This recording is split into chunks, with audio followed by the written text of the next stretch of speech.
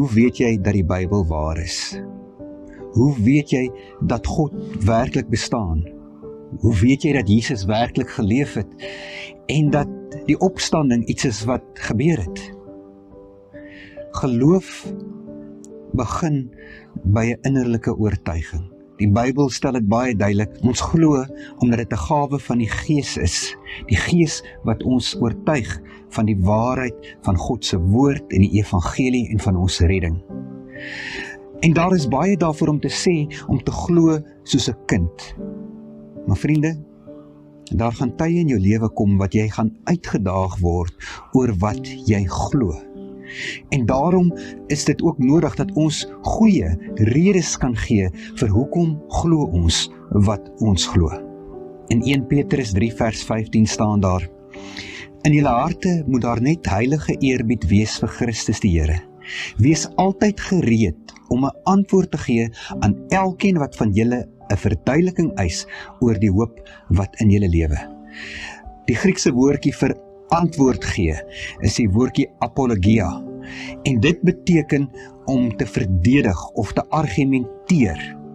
Petrus sê baie duidelik, jy moet jouself kan verdedig en kan verantwoord oor dit wat jy glo in Christus. Hierdie oortuigings, hierdie antwoorde, hierdie argumente is nie net ter wille van ander mense nie, maar ook ter wille van jouself, want so seker as wat jy leef, gaan die Satan jou ook een of ander tyd kom aanval op jou geloof. En dan kan jy nie jouself verdedig deur te sê, maar ek voel so.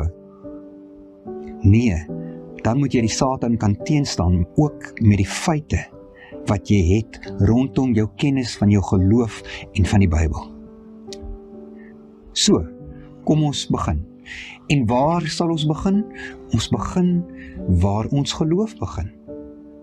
Alles wat jy weet van Christendom en van God, waar het jy dit geleer? In die Bybel.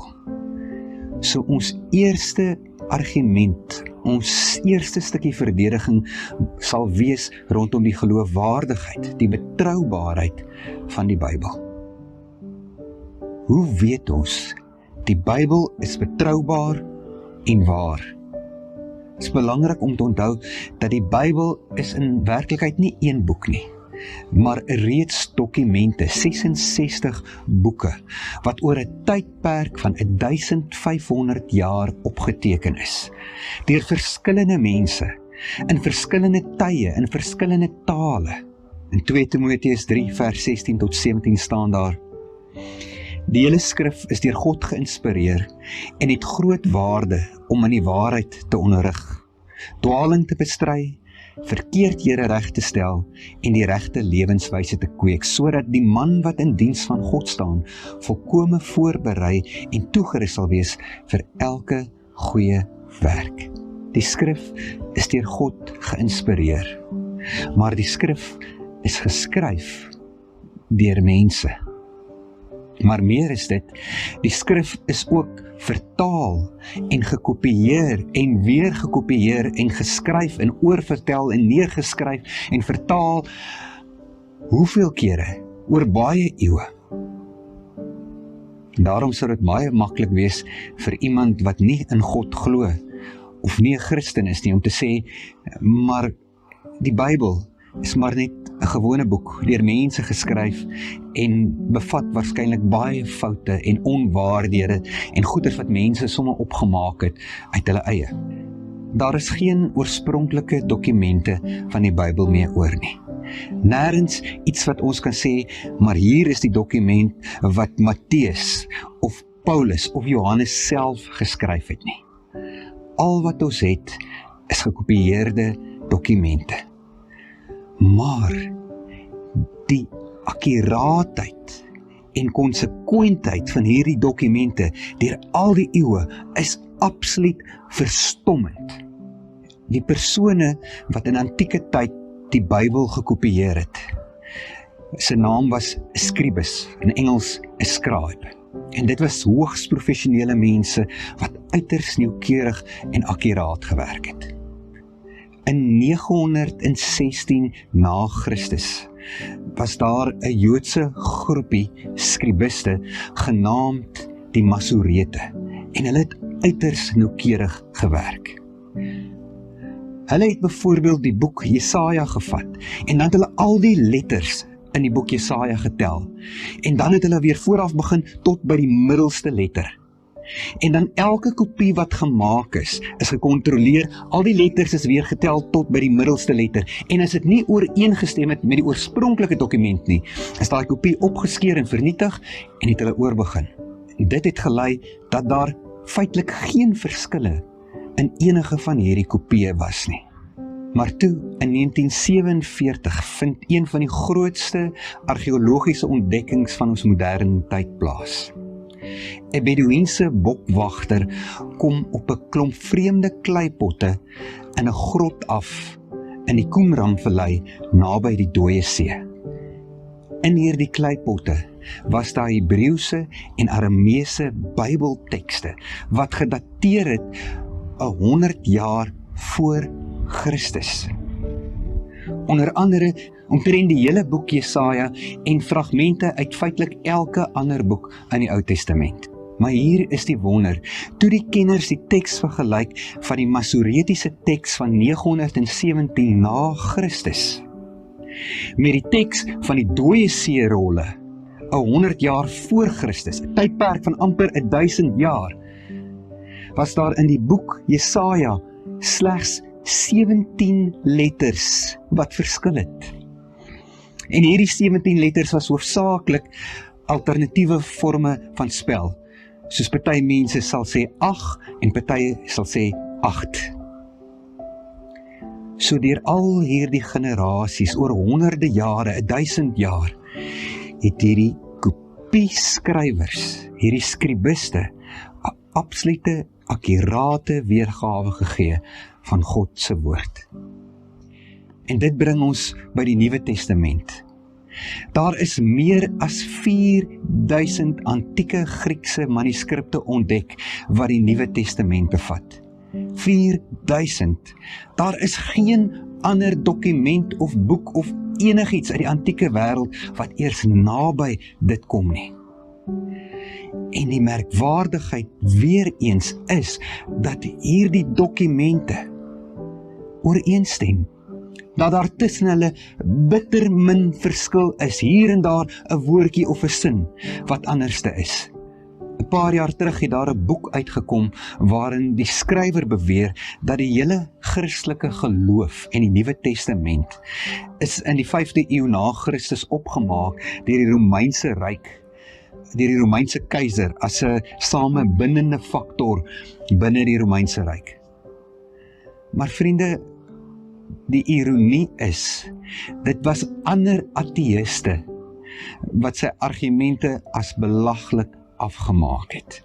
Dit kan eenvoudig nie waar wees nie, veral nie aan die lig van die goed gedokumenteerde geskiedenis wat ons kry uit buite Bybelse bronne van die vervolging van Christene, soms op baie wrede manier. En dan is baie van hierdie dokumente, van hierdie 4000 dokumente wat gevind is, ook gedateer na die 1ste eeu na Christus. So self hulle wat nie glo in God nie, self hulle wat hulle self as ateïste bestempel, betwyfel nie dat die Ou Testament, sowel as die Nuwe Testament, geloofwaardige historiese bronne is, wat met groot akkuraatheid en betroubaarheid weergee dit wat die oorspronklike skrywers neergepen het. Ek wil daarby byvoeg, dat ek glo dat God deur al die eeue, ook hulle wat verantwoordelik was vir die bewaring, vir die kopiëring en die verspreiding van hierdie skrif, dat God ook hulle geïnspireer en bewaar en gelei het. Ons het vandag hierdie kosbare geskenk van God se woord, en ek is oortuig, dit is op bonatuurlike wyse deur al die eeue vir ons bewaar. Vir my is dit 'n wonderlike gedagte, dat wanneer ek vandag die woorde lees van byvoorbeeld Jesus se preek op die berg, ek met sekerheid kan weet, dit is dieselfde woorde wat oorspronklik neergeskryf is. Dit is die woorde wat Jesus gesê het.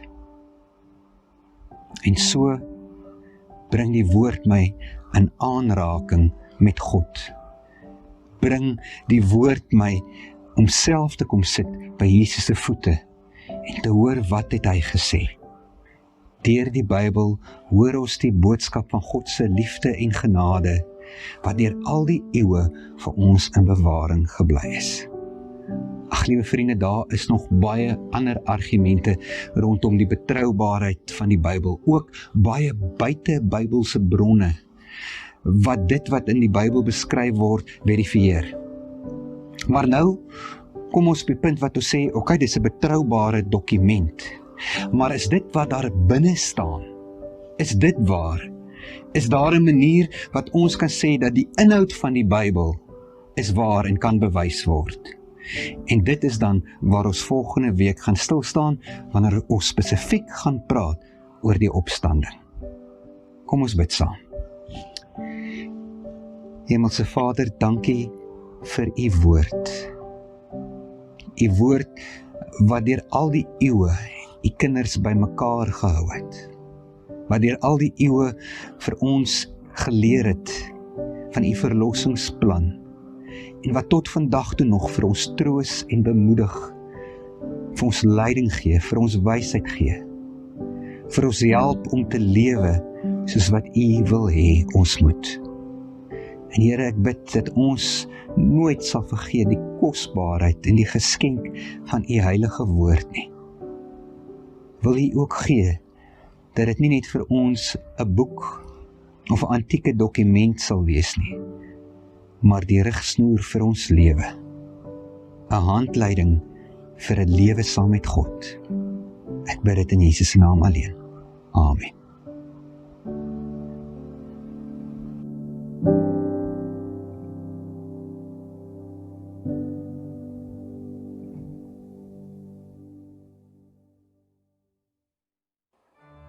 Goeiemôre gemeente, ek groet julle op hierdie koue Sondagmôre.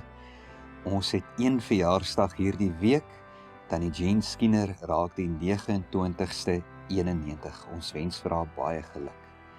En dan is dit ook hartseer om vanoggend vir julle mee te deel, dat Tannie Hester Breitenbach van Huis Nerina gisteroggend oorlede is. Dis Letitia Human se moeder, kom ons dink ook aan hulle familie in hierdie tyd. Vriende, en dan maandag, môre, is die laaste dag wat julle nog klere, ou klere en skoene en komberse na my toe kan bring of by die koster by die kerk kan afgee vir die klerebank projek. En dan weet almal ook van De Wet en Helena Liebenberg se huis wat 2 weke terug afgebrand het. Hulle was absoluut oorweldig deur die ondersteuning en die hulp van die gemeente in hierdie tyd en wou graag net self 'n woordjie van dank spreek. Ek wil net namens my gesin, Helena, Rudolf, Madeleine en Johan, baie dankie sê vir almal wat ons spesiaal bygestaan het met die traumatiese ervaring van ons woonhuis wat afgebrand het. Ons het liefde ervaar soos nog nooit. Ons het God se hand gesien soos wat ons dit nog nooit gesien het nie. Ons sê spesiale dankie aan almal wat vir ons gebid het, aan almal wat vir ons iets wou doen. Ons waardeer dit uit ons harte en dit is net onbeskryflik. Baie dankie. Dankie.